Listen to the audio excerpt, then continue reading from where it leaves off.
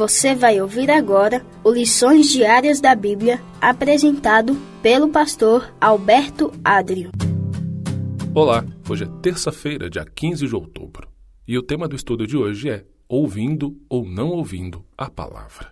E o texto que baseia o estudo de hoje é João, capítulo 1, do verso 1 a 3. E aqui, a palavra de Deus nos diz o seguinte: No princípio era o Verbo, e o Verbo estava com Deus, e o Verbo era Deus. Ele estava no princípio com Deus. Todas as coisas foram feitas por ele, e sem ele, nada do que foi feito se fez.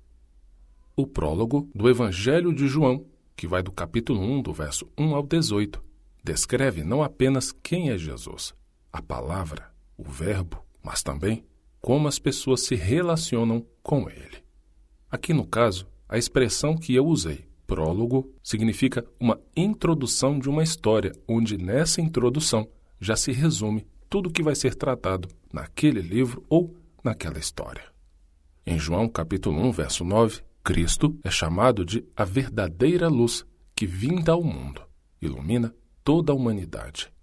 Essa luz ilumina o mundo, tornando-o compreensível. Observe as implicações do texto de João capítulo 1, verso 9.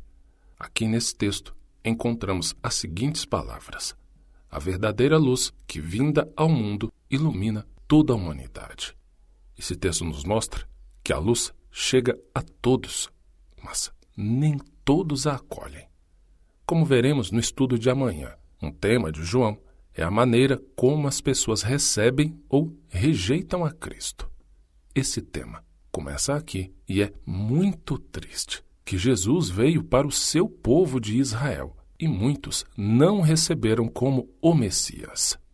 Do capítulo 9 ao capítulo 11 de Romanos, Paulo trata do mesmo tema trágico, o fato de muitos judeus terem rejeitado Jesus. Mas Paulo não termina com uma nota negativa. Ele diz, de fato, muitos judeus, juntamente com os gentios, aceitarão Jesus como o seu Messias.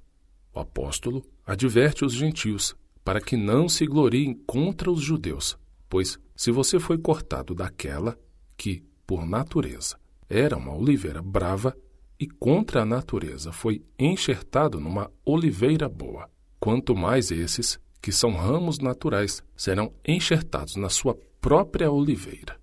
Essa frase aparece em Romanos, capítulo 11, versículo 24.